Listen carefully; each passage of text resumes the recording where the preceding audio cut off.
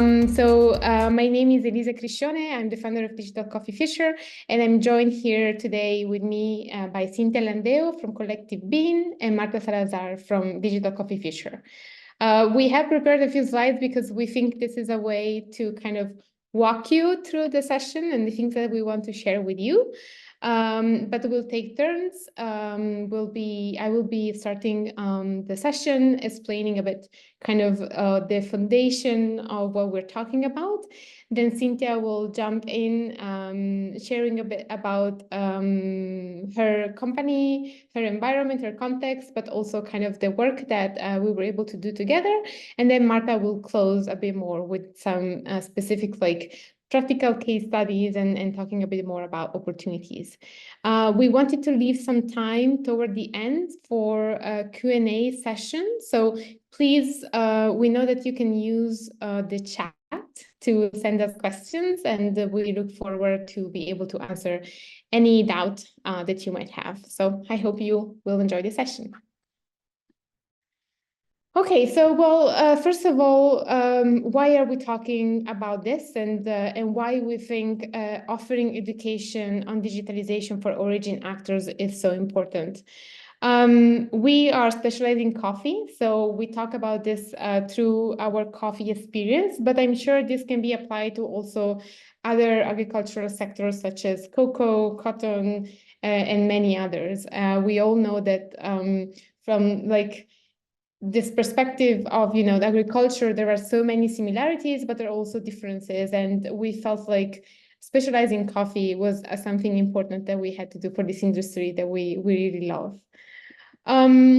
But to kind of set the stage and understand a bit what's happening in coffee and why we're doing this, I wanted to provide a bit of an overview of the scenario that we can see. I mean, producing coffee is not, or doing business in coffee is definitely not something easy. It's actually something that is becoming more difficult every year because of the many challenges that people are facing in the industry. From one side, we know that coffee is a commodity.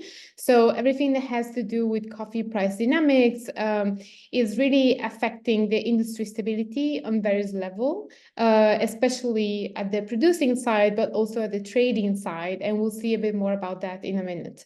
Then another big issue, and I mean, I'm sure here at the ICTforAg, there's been many conversation about, how climate change and everything that has to do with the environment is contributing, influencing, and affecting agriculture.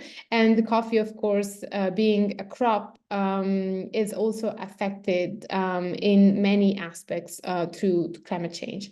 And finally, also another point that maybe is less common to hear is about new policy enforcement. We're seeing these days that new policies are coming up on a global level, and they are also somehow affecting and posing urgency in various stakeholders on doing things maybe differently compared to what we were doing before. So let's dig a bit deeper into the coffee price dynamics. I'm no expert whatsoever about coffee price dynamics, but what I can tell you it's very complicated. Coffee being a commodity kind of fluctuates a lot with what's happening in the market. But of course, the market is not disconnected. Well, it's somehow connected and disconnected with what coffee is as a product, no? So price fluctuation per se have a huge impact from what you can see in this graph, which is just an example of what has been happening in the past kind of 15 years or so about, how prices are going up and down with kind of very, unpredictable ways. This is also affecting cost of production, which is rising. And of course, when it comes to that, inputs such as fertilizer are becoming more pricey, which of course affects the opportunity to produce coffee at lower prices. Then there's also the problem of margin asymmetry. So what we mean by that is really the fact that at the end of the day, the type of value that is kind of divided among the coffee stakeholders is very varied. Unfortunately, at the producing side, the small percentage of the value is absorbed and the majority is actually taken from end market actors. So again, something to think about. And then when it comes to living income and living wage, this is again a process where, I mean, there's been many discussions in the coffee industry about that, but still it's been kind of complicated to reach on a wide level. If we talk about climate change, I'm sure many of you are expert about this, but in the case of coffee specifically, we've seen that there's more and more unpredictable weather events happening all the time, which are affecting prices on the one side, but in general, like production and yields. Land used for coffee production are apparently becoming very soon unsuitable, both for Arabica, but also, which is the most affected, but also Robusta in some cases. So, I mean, this is something that, of course, we have to consider as part of the coffee industry. The increase in temperature, there's a huge drought and also rainfalls in very difficult and very strange season when it's supposed to be the opposite. So again, this is affecting yields. And then in general, we understand that preservation of environmental ecosystem and biodiversity are becoming more complicated and more challenging. And finally, to touch upon the new policies, I think it's a really good point to kind of set the scene, especially for the digitalization piece, is what's happening at the European level, but appears to be potentially happening very soon in other countries, where, for example, with the new policies of the European Union Deforestation-Free Product Regulation, but also the Corporate Sustainability Reporting Directive that has been approved by the European Union, we see that digitalization is much more required nowadays. And of course, this is going to change a lot the narrative around adoption of technology in coffee specifically, but other value chains as well. And of course, again, as I was mentioning, this is one just piece of the puzzle, because also other other countries are working on similar regulations. So potentially there might be kind of bigger outreach in the short term.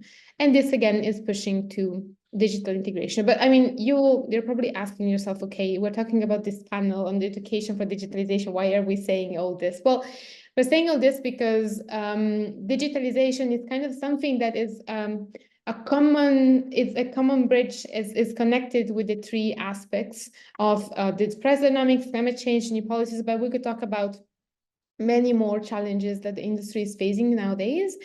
And digitalization is not like this solution, but this silver bullet, but we do think that technology is something that can really help tackle some of these challenges, is a tool to get there. But in order to get there, we have to understand also how to do it.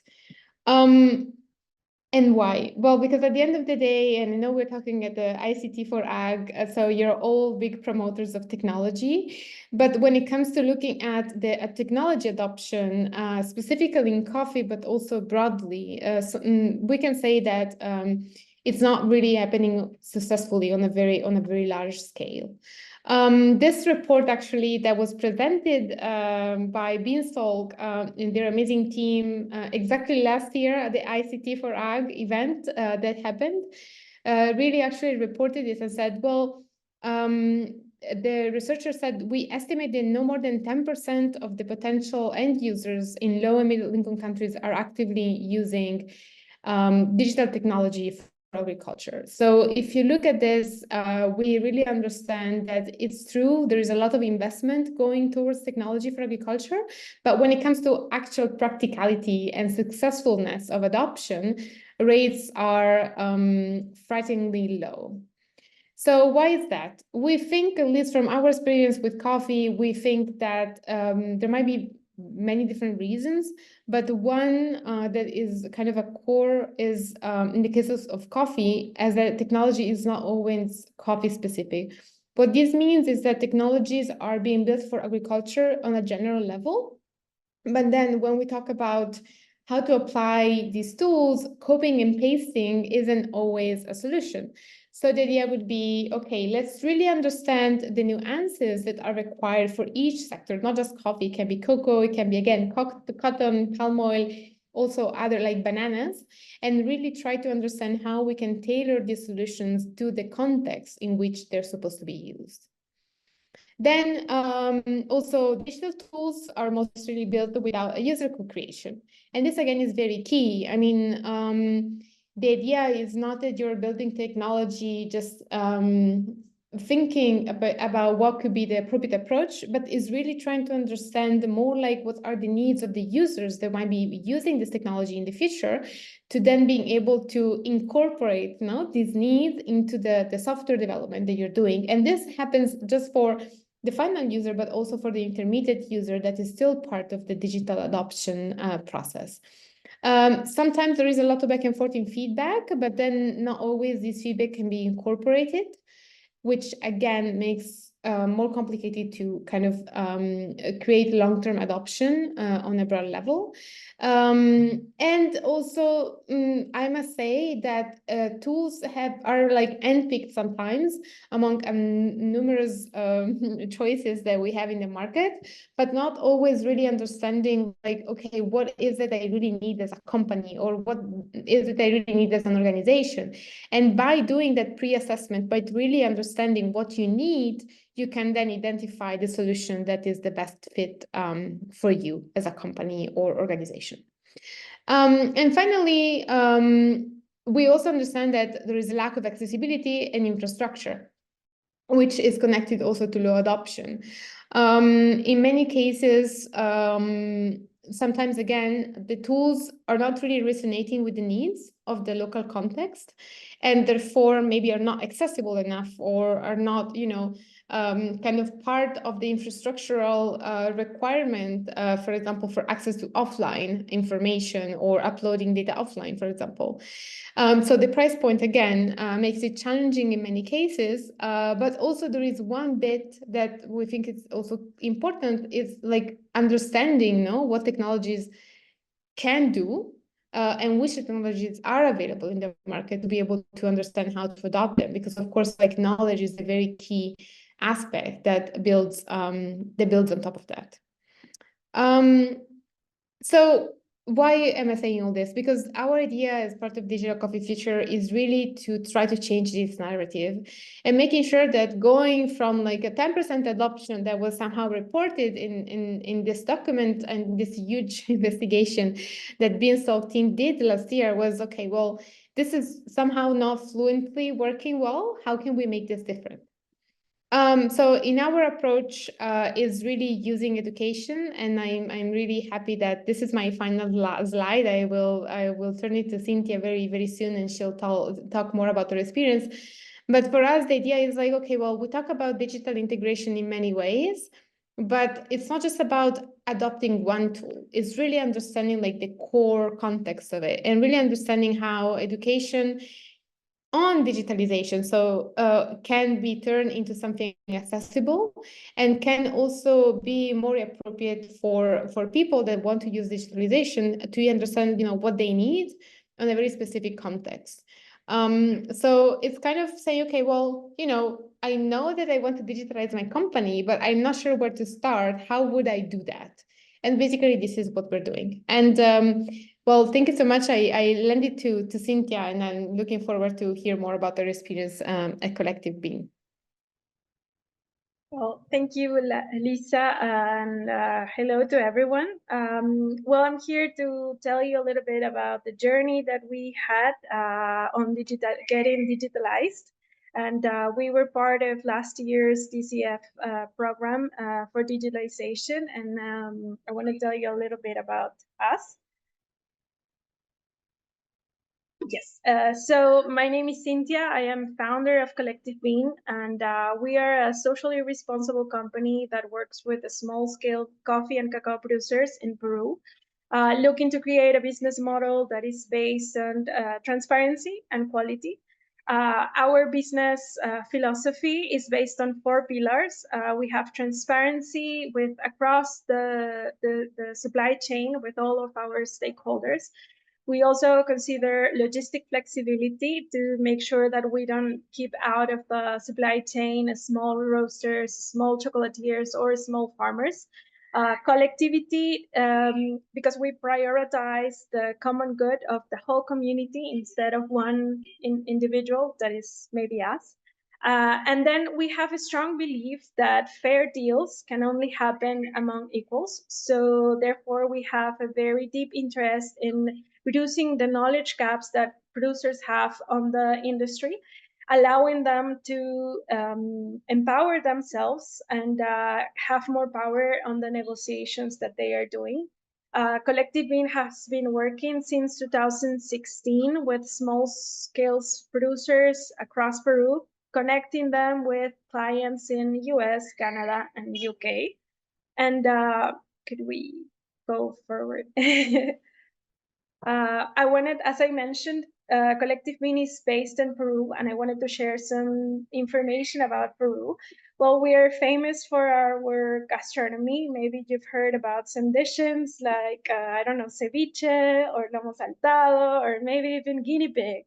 We are also the birthplace of quinoa and potato. We have more than 3,000 potato varieties in Peru. We are proud inheritors of agricultural technology, Incan agricultural technology that proves that you can be eco-friendly, still maximizing production, protecting soil, and ensuring biodiversity. We have a very unique location in the world. We are near the equator, but we have the Andes high mountains. This makes Peru a mega diverse country that has a lot of the flora, fauna, and different weathers and climates to work with. We have desertic coast, high mountains, and Amazon jungle. And last but not least, in 1969, we went through an agricultural reform process that basically changed land ownership model that we had. Prior to that, we had few families that were owners of big extensions of land. And what we did is that we transfer ownership of these lands to the workers, to the farmers that were working on them. This has had a huge impact on how our agricultural system works and has shaped it to what it is now. I also wanted to share some facts about Peruvian coffee. We are the first organic coffee producer in the world. Ironically, we also have a negative valorization as an origin and on the transaction guide for specialty coffees. In Peru, we have more than 200,000 coffee producers, but we also have 80% informal economy. This means that these producers are not officially registered in any governmental system. We have no official statistics on production, yields, cost of production. And also we have very low levels of technology adoption on the industry. Our agricultural economy is cash-based mainly. There is no bankarization done. So this is the environment where Collective Bean wants to grow. And this is the environment that we have to work with. And then to make sure that our vision as a socially responsible company can be achieved, we had to be very efficient to make sure that we keep the cost low so we can afford to pay high prices to farmers. We needed to ensure traceability to support the supply chains that we were creating. And we also needed constant reporting for decision making and also for transparency communications. We were wondering how could we achieve all of that, and the answer was right there in front of our eyes. It was digitalization. And we decided to join DCF's program last year, and I'm going to tell you a little bit about the journey that this meant for us and how we have been and what we are doing about it. So first, when you think about digitalization, you think about buying software or hardware, and you think that you're going to go from not digitalized to 100% digitalized in one step, and that's the solution. And it's not like that. It's a working process. It's a path. You need to consider your producer base, where they are located, your internal team, what your abilities and capacities are with technology. You need to consider the impact that you're having and how you want to improve that path.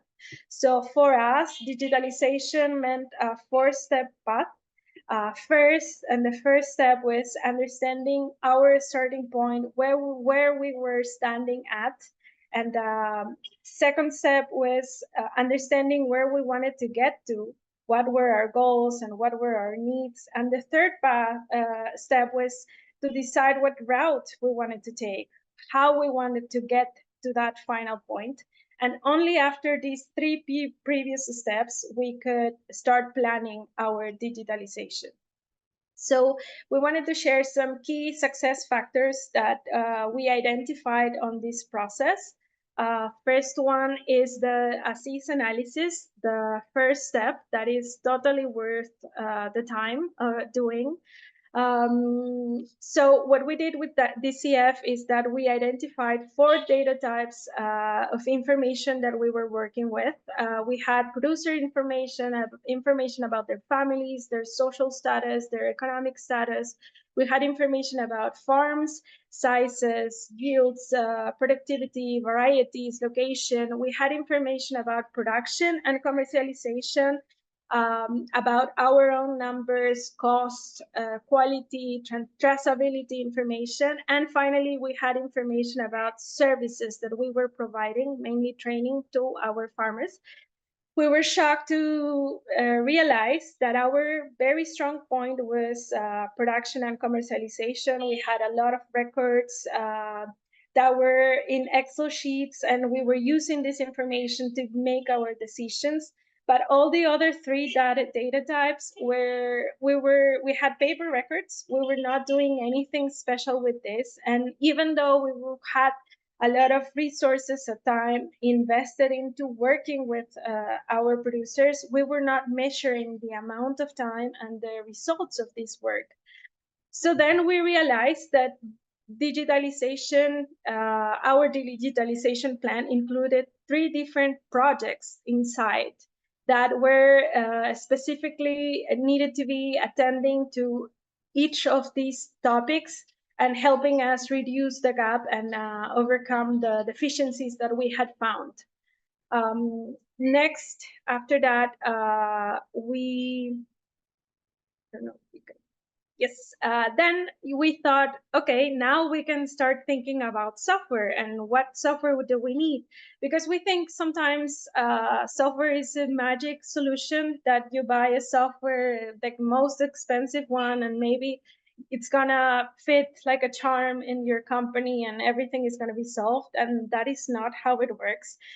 We didn't even know where to start thinking about software. So what we did is we went back to our flow charts and tried to understand exactly where data was being captured, who was responsible for capturing this data, and how we were capturing this data.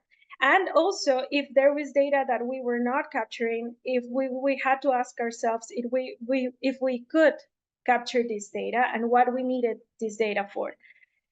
We made a list of all the needs that we had according to our own conditions and environment and goals. And only then we could start thinking about software.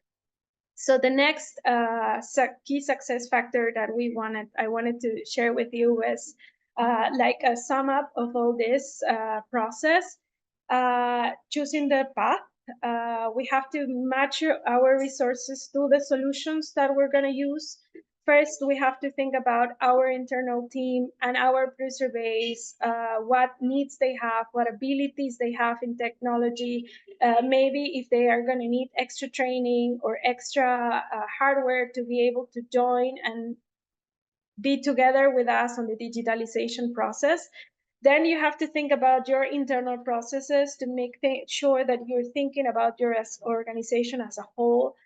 Maybe you need accounting software, maybe you need marketing software, maybe you have a producer base like us that is across the country and you need cloud software that will help you manage all your files, or maybe you need a specific software related to your specific industry that you're working with. And only after that, you can look at software solutions and start looking at all the alternatives that you have, and you can choose based on your budget and on your time frame that you have. So this is where we ended the program with DCF last year. We came up with a digitalization plan.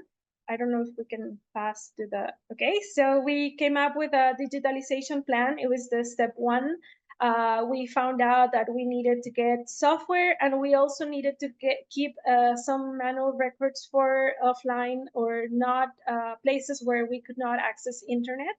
And we made a plan for all these 3 different projects and understand what things we needed to make them happen.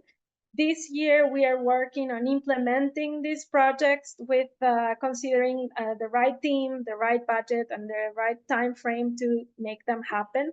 And for the end of the year, we will be measuring the results of this work and to make sure we can correct and improve the work that we are doing.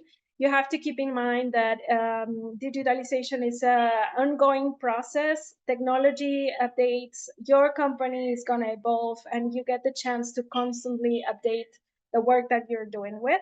I don't know if I hope that this has been helpful, and if you have any questions, you can leave them on the chat. And if you want to learn more about Collective Bean, you can follow us on social media. Thank you.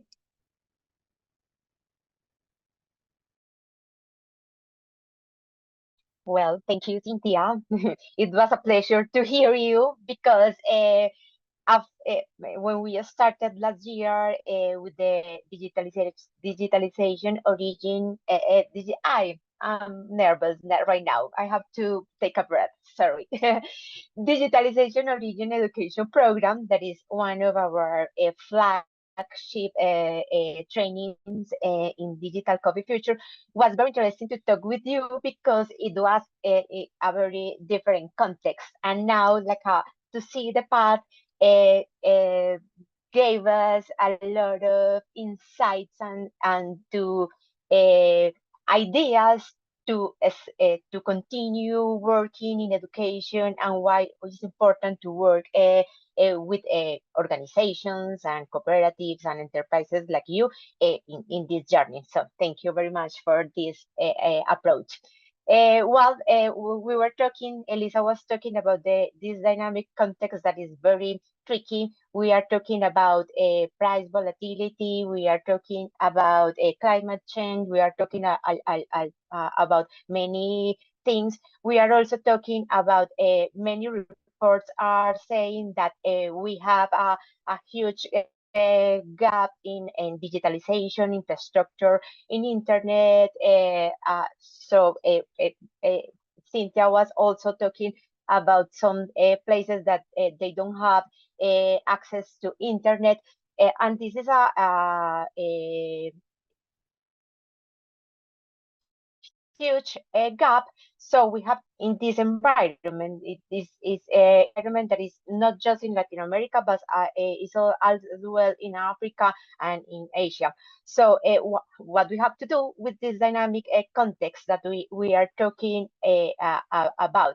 And also in some cases, I want to be very optimistic, but when we are talking about AI and artificial intelligence and many things around that, and I'm thinking that the gap is going bigger and bigger, and how we can respond to that if we are talking in many cases with organizations that still are thinking on paper in a very analog way how to jump to other ideas. So in this case, we as an optimistic company and thinking that we have to think in solutions and how to move forward, we are talking about how to respond. So the first thing is something that could be very interesting for some of you, but illiteracy in these producing countries is something that is real. Is something that is real for reading some things, and as well for all the things related to technology and digitalization. So we have to do these first steps. We are talking in this region, in Latin America, for example, in many cases, in Guatemala, Peru, Colombia, we have indigenous communities that are growing coffee, but they have another language. So this is an first barrier is all the language related to the first language that they have. And also now talking about digitalization. In this case, we have to talk about this, and we have to tackle this in this in a very context manner, because in many cases we are talking in a very high level, so we have to understand what is the reality of each organization, and how to overcome all the challenges that they are having.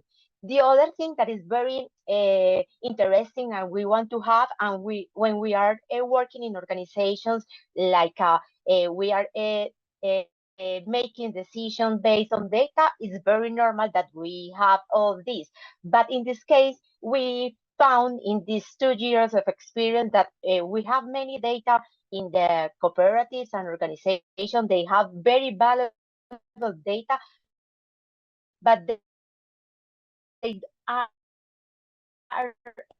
they are not in many Excel. This data is in many places, so it is impossible to make decisions with this data dispersed in many places, and also in silos. In some cases with the manager, or in some cases with the technicians, and how to make decisions based on that. It is very important. So data-driven organization is a dream, but we have to work, as Cynthia was mentioning, in how to do the first steps to work on that. Also, some things that we dream, and many people is talking about traceability, efficiency, and transparency. This is something that we need as a consumers, as a buyers, as a producers. But in many cases, this is something that is a very beautiful word, but we are not working in how to tackle efficiency, and what we are talking about efficiency, and what is the answer to that.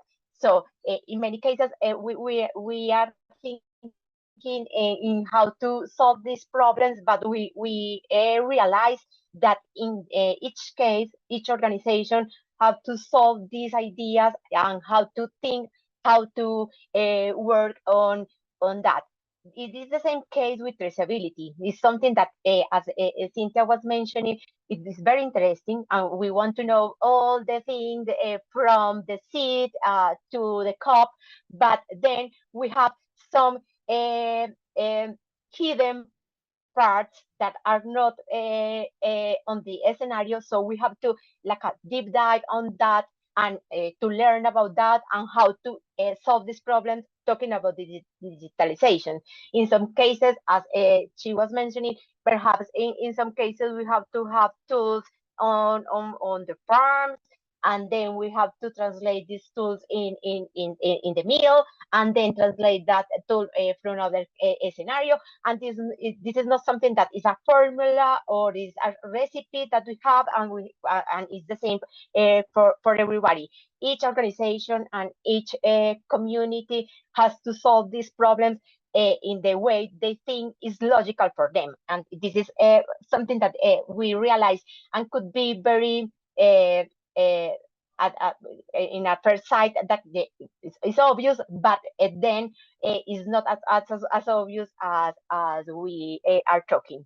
And the first thing that we are working on is how to reduce the barriers. As I was mentioning, we have many barriers. That one is very important, is a mental barrier. We are talking with communities that have many priorities that are not digitalization. We are talking about hunger. We are talking about basic needs. So talk about digitalization is very important, because it's like to give them a step in the reality that they are facing. So we have to work on that, and we have to think that digitalization could help them, but at the end, how to make a mix on all these elements. Can we move to the next one, please?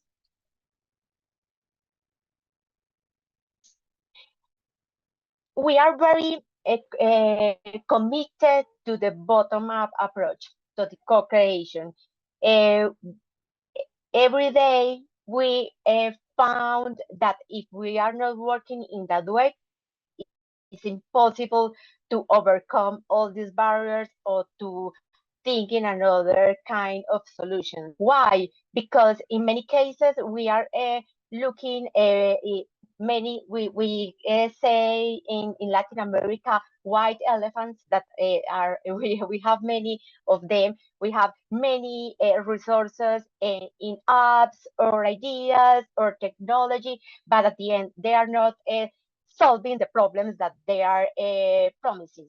Why? Because if we are thinking from outside, from solutions, at the end on the territories, it is very difficult. So we have to work on that, and the invitation here from us is to work together and to work with the organization and how to solve these problems together.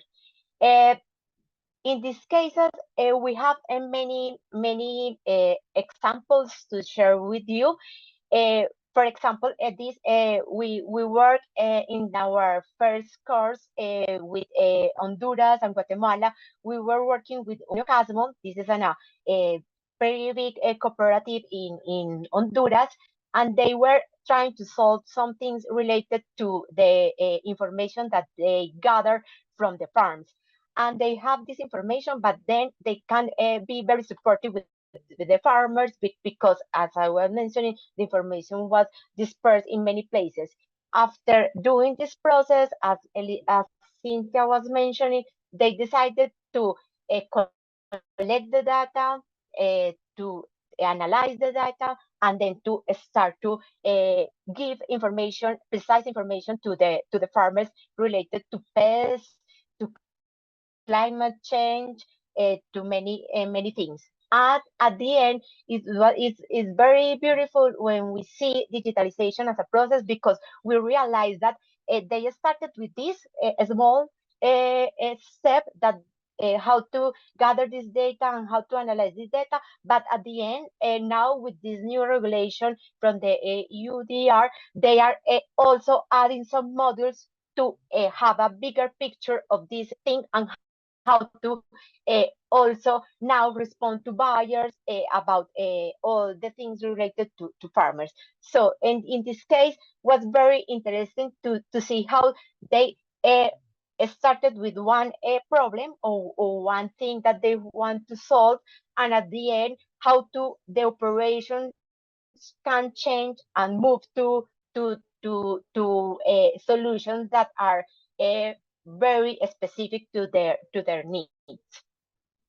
Another thing that we want to work, and we are working with all the organizations that work with us, is all the teamwork. This is something that could be also very obvious, but at the end we realize in our courses and working with the organizations that in many cases digitalization is related to the IT team. So they have to solve all the things, and they are thinking about that, but it's not something that is an organization work. And we realize that this has to be something culture. Digitalization is also a culture, and we have to work on that, because if not, we are not solving the real problems.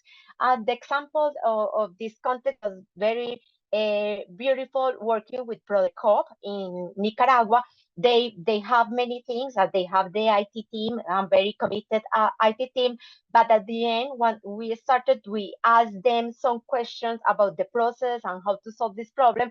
They started to talk with other team members of the team, and they came up with another kind of solutions, but it was very different from they were expecting, because in some cases the IT team was thinking in some solution and some idea, but at the end the technicians they were having another headache. They have to answer to the audit, they have to answer to the certification, they have to answer to many things, and if they are not aligned in the same idea, it is very difficult. So they changed all the plan, and they started with a new plan. So the teamwork is very important, and to give voice to each one of the team is very important if we want to have a digitalization as a process. Other idea that we are working also is the peer-to-peer exchange. It was something also that came up from our courses. One example of that is a course that we did with JZ.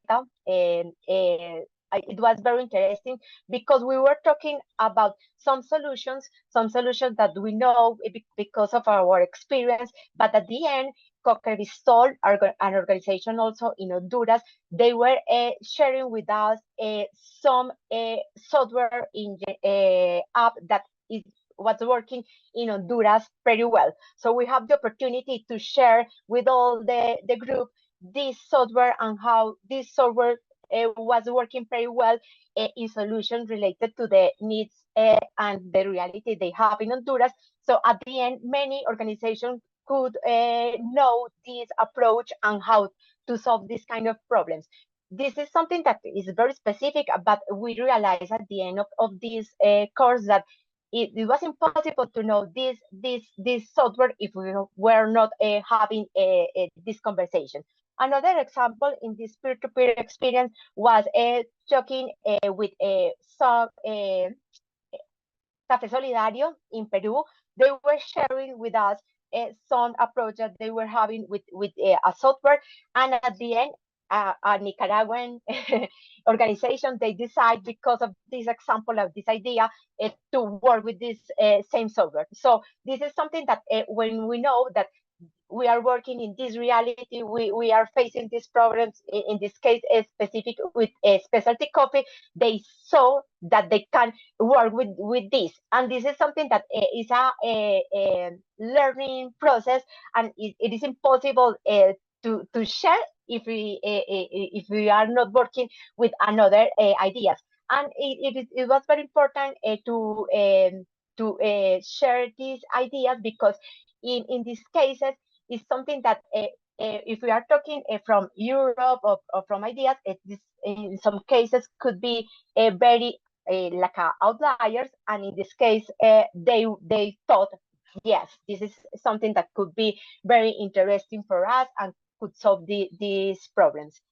And and this is very related to the final point, that the reality in Latin America is a region, and in many cases could be very homogeneous, but at the end is very different.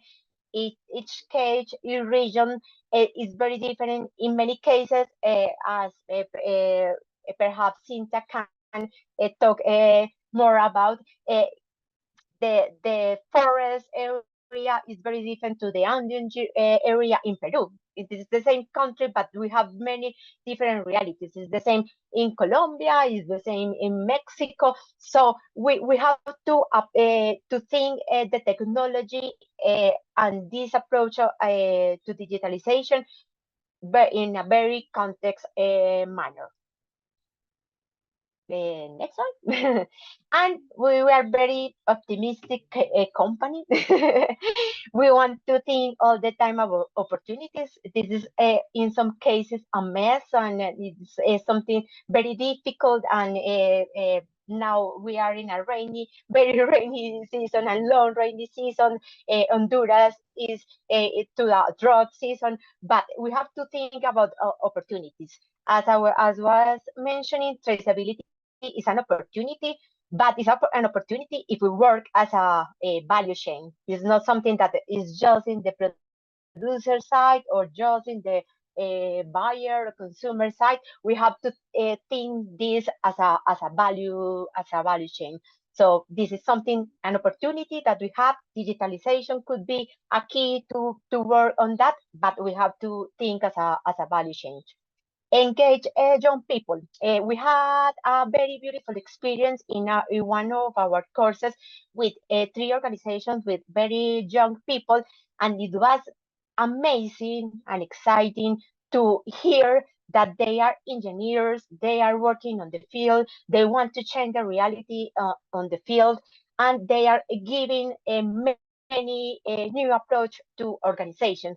As we were mentioning, the average age in our region is 57. So we have to change. We have to give the new generations a new approach to so they can think coffee could be sexy, coffee could be a good thing to work. So in this case, technology, digitalization, and data, and all the things, we really think and we are realizing that it's a good opportunity to work with young people. Market access is very important. Digitalization could be a key on this opportunity. Information and knowledge are very important.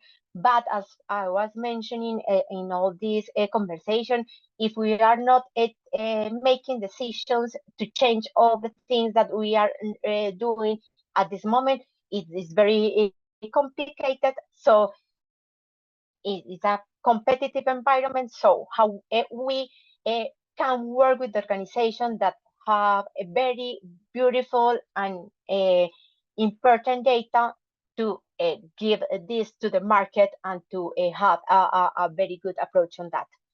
Innovation and differentiation in specialty coffee and coffee, we have many ways and we are all the time changing. It's good because it is we have to be very in an open mind mindset, but also we have to think in now we are in the organic because of the climate change and all the things related to this and biodynamic and agroforest and many ideas around that. And this is very, very important to differentiate our coffees. We are also talking about some things related to consistency and coherence. We are talking about ethic, and this is very important. And we know that this is a big opportunity in storytelling, and also in many things that are happening on the field. And if we are not having all information and tracking this information and how was at this point and how it's changing and how we are iterating, it is very difficult. So this is an opportunity, but also we have to work on that. And the final opportunity is the work with other stakeholders. We can do this alone, as I was mentioning traceability. We have to work with another partners. We have to think these whole things together if we want to have a long-term coffee industry working. I will leave that to have the questions. The questions to the public. Thank you so much, everybody. And well, you can reach out to us in terms of like Marta and Elisa through the emails, but also to Cynthia through her email and social media accounts. So yeah, we have a few minutes left. I already saw that Josh shared a very interesting question, very interesting one. So in a tough one, asking about how we can all comment on this. I will read it out loud so that the people that are joining from the lobby can also know which is the question. But then if anybody else connected wants to ask anything else, I guess we can maybe have time for one more. Okay, so Josh, again, thank you so much. The question is like, I have a bit of a niche question. From each of your perspectives, are there any research gaps that exist that, if answered, would help to support unlock uptake of digital tools by producers that are specifically aimed at facilitating traceability and compliance with EUDR and other similar regulations?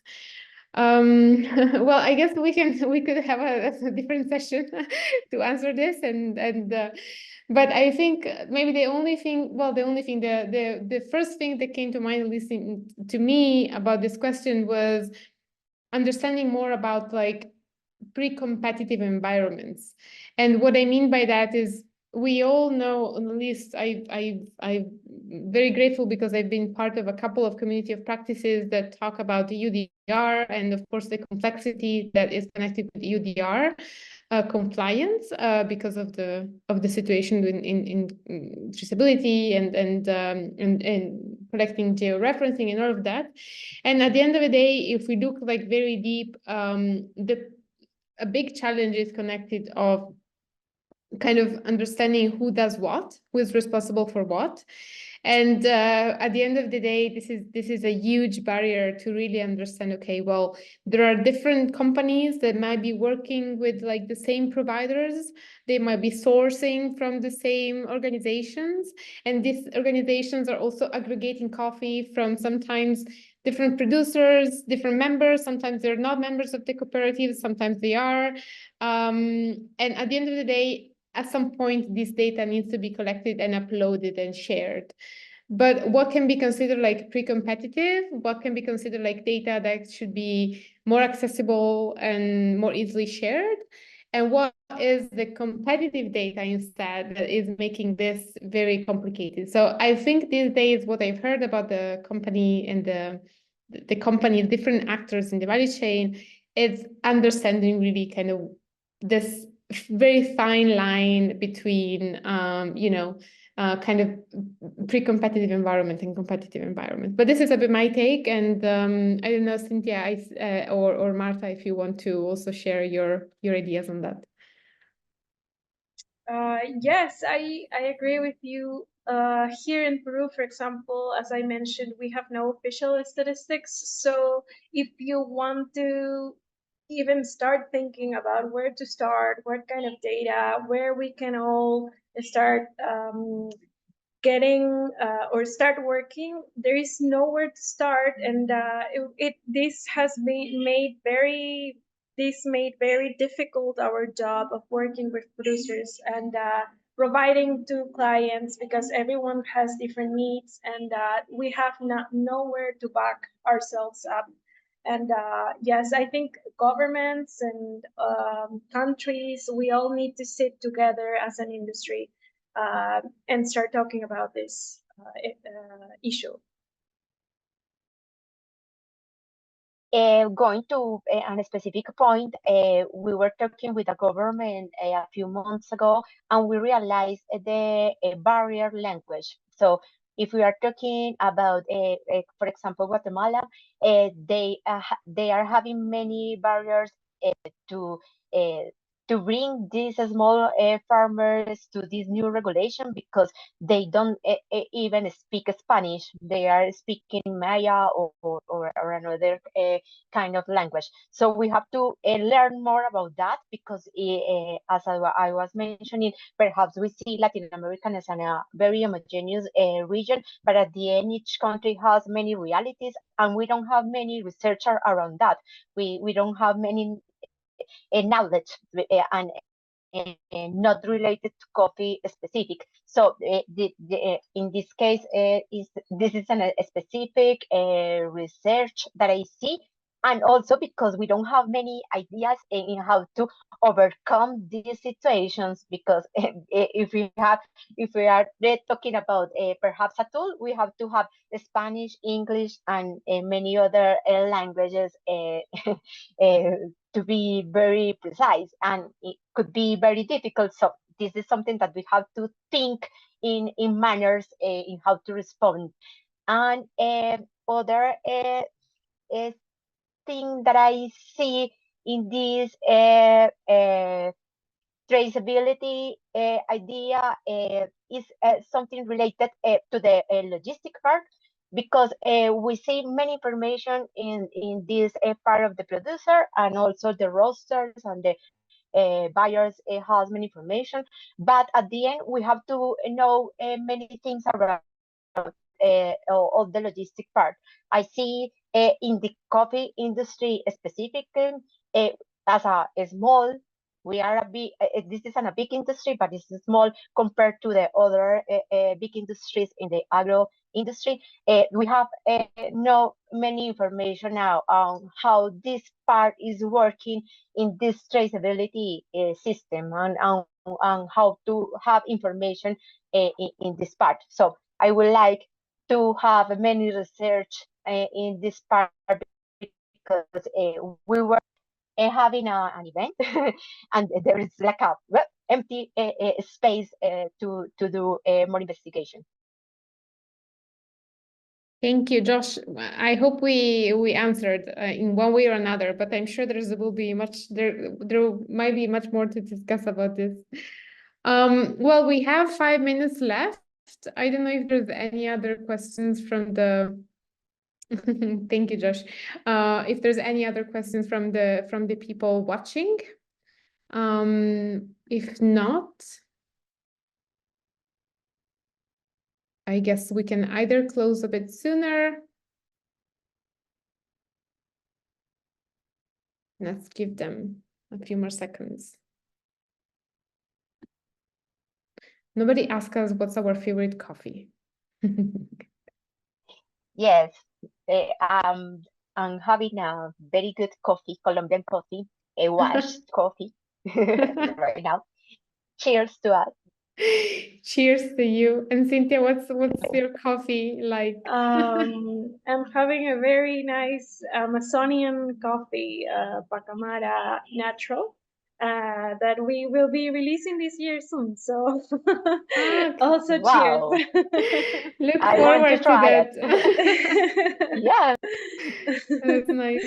It's And for you? me. It's already 6 p.m. So I think I had my coffee earlier. It was a Nicaraguan washed. So anyway, it's so nice. So like 3 people in 3 different countries. All right. Magic of coffee. Yeah, it's true. It connects us, no, among each other. Yes. Yeah.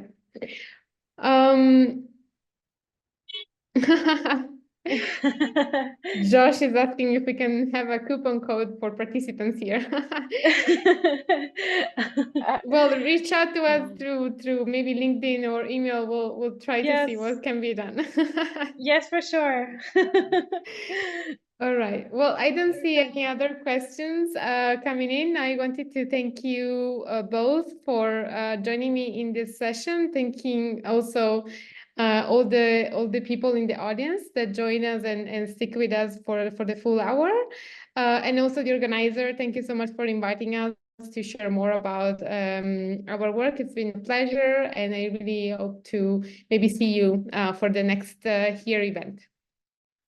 Bye, everybody. Bye, thank you.